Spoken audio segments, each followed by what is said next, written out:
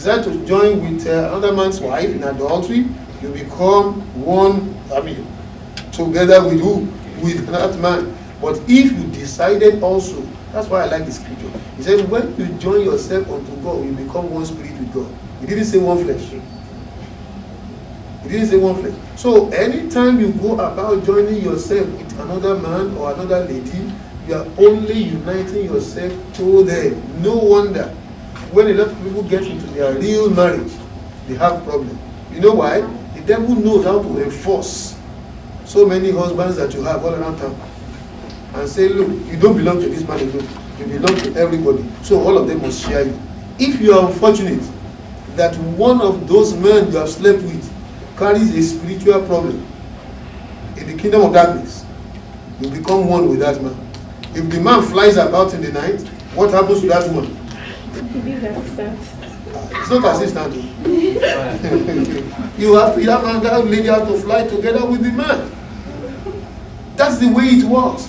So if that fellow is, it's not a matter of disease. It's not a matter of unwanted pregnancy. How many people can take care of that one without knowledge of pastors or anybody?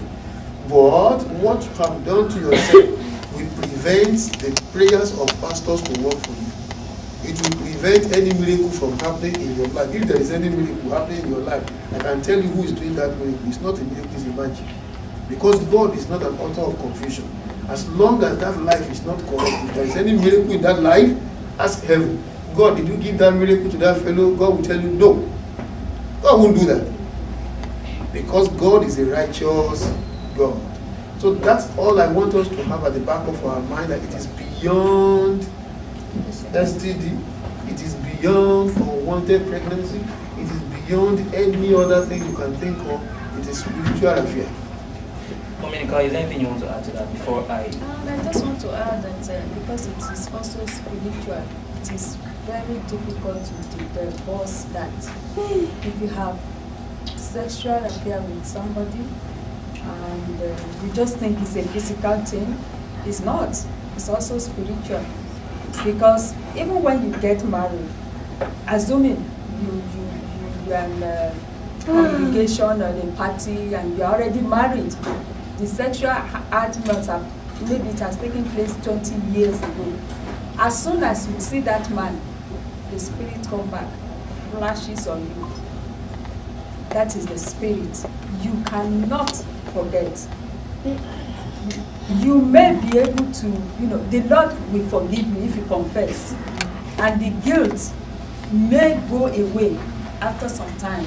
But it's just difficult to forget. It's difficult to, when even you are having, affair with your present husband, if you are not careful, you start flashing back. And these are things that you cannot, talk about. So it is an internal punishment for you. At least people who had gotten that experience, they do talk about it during counseling when they're trying to counsel the young man. That is even a torture on you, especially if that man is somebody you see all around. Each time you see the person and then you can't talk about it. So it is a spiritual affair, not just the physical. It's better to avoid it and don't just go into it. Now, let's come up with this point again. I've tried to approach the spiritual dimension. Let us come back to your dignity. This is no disease. It is not unwanted pregnancy. When you lose dignity in the society, you yourself, there is no place for you to stand.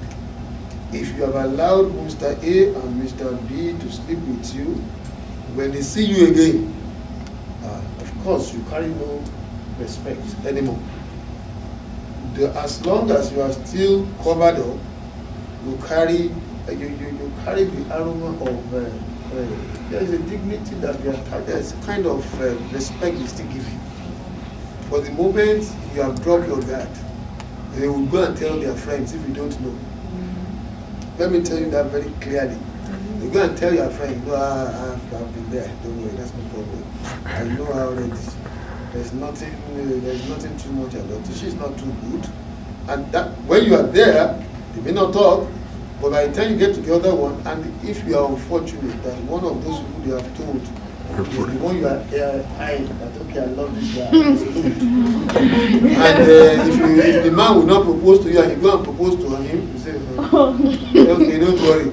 If you are fortunate, you say, I will pray about it. If you are fortunate, he will tell you I will pray about it. But if you are not, say, I'm not interested in you. I know all the story. You say, which story do you know? Say, oh no, I keep right there. Then your mind will not be at rest. You need to carry dignity around where you go. You have to carry your respect with you. It's important. I'll take 2 more questions and I'll open the floor for sure. Mommy Enikanolaye, we've established that premarital sex is wrong. From a spiritual perspective, from a physical perspective, from a comparative perspective. But Pastor rightly said that marriage is not about sex, because you can't have sex every second of the day, every minute of the time when you're married, right? But sex is also an important part of marriage. And premarital sex is wrong. How can you tell that you will sexually bond or you'll be sexually attracted to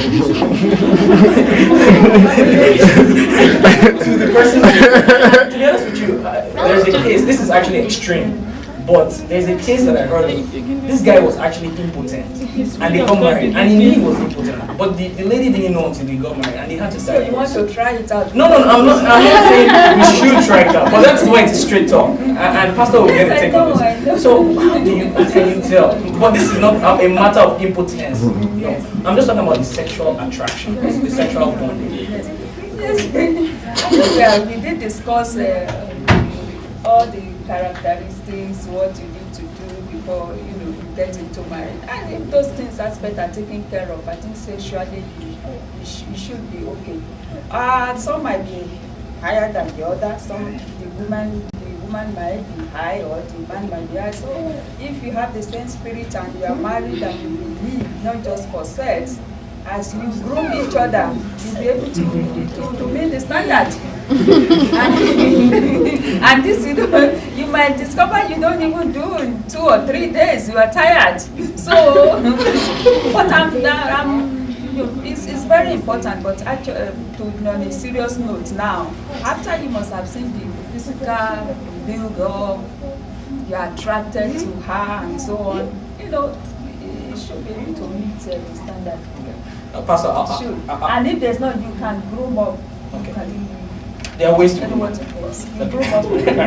Pastor, I'd like you to touch on that, and I'll be wrapping up before I leave the floor. But I also want you to add to this fact. You're going to touch on that, but I also want to ask this question in addition to what you're touching upon. So should sexual satisfaction be a factor in assessing your future wife or your future husband? Let's start it this way. You guys don't want to miss this, right? When we look at the issue of the fellow might be attracted to me, every other thing is perfect, but sexually she might not be able to satisfy me. I asked my first question. Or the other way around. Or the other way around. I asked my first question, how do you know that he or she will not be able to satisfy me? Have you tried it before during the dating in North American style? That brings me to the point of saying, see what, and let me quickly go up a little bit higher. It is not a matter, it is not an issue for you to now say, okay, Pastor, there is a way we can always train ourselves. Let's go and buy pornography films. Because that is where I know you may allude to your future. That is equally wrong. Because whenever anybody hook up to that and get hooked to it, over time, there is no way your wife will satisfy you anymore. And the devil will make sure you go all the way out of God's will for your life. Because that site is designed to achieve that purpose. At the back of the mind of the designer, they know what they are doing. The Bible says they have changed the natural use of men and women, not only in terms of homosexuality, but also in terms of displaying it all over the internet.